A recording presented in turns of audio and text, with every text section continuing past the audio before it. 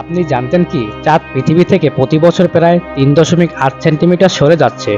কিন্তু কেন এটা হচ্ছে? আর যে ইনফোভার্সের আজকের এই পর্বে আলোচনা করা হবে চাঁদ পৃথিবী থেকে কেন সরে যাচ্ছে এবং এর প্রভাব কি হতে পারে। আমরা জানি চাঁদ পৃথিবীকে প্রভাবিত করে এবং পৃথিবীও চাঁদকে প্রভাবিত করে। এই সম্পর্ককে বলা হয় টিডাল ইন্টারঅ্যাকশন বা জোয়ারের ঘর্ষণ। পৃথিবী এবং চাঁদের মধ্যে শক্তির আদান প্রদান ঘটে, যা পৃথিবীর ঘূর্ণনকে ধীরে ধীরে কমিয়ে দেয়। জোয়ারের কারণে পৃথিবী মহাসাগরের পানি চাঁদের দিকে আকৃষ্ট হয়, আর এই ঘর্ষণ পৃথিবীর ঘূর্ণনের গতি ধীরে ধীরে কমিয়ে দেয়।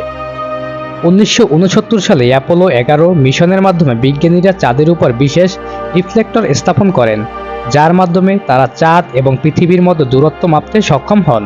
চাঁদ পৃথিবীকে সবসময় একদিক দিয়ে দেখায়। এর কারণ হচ্ছে টিডাল লুকিং, অর্থাৎ চাঁদ তার কক্ষপথে পৃথিবীকে ঘিরে একটি নির্দিষ্ট অবস্থানে আটকে থাকে। প্রতি বছর 3.8 সেন্টিমিটার করে সরে যাওয়ার ফলে যদি এই প্রক্রিয়া অব্যাহত থাকে, তবে ধারণা করা হয় পৃথিবীর দিন আরও দীর্ঘ হতে পারে। যদি চাঁদ আরও দূরে চলে যায়, তাহলে পৃথিবীর ঘূর্ণন ধীরে ধীরে কমে যাবে এবং সম্ভবত পৃথিবীর দিন 50 ঘন্টাও হতে পারে।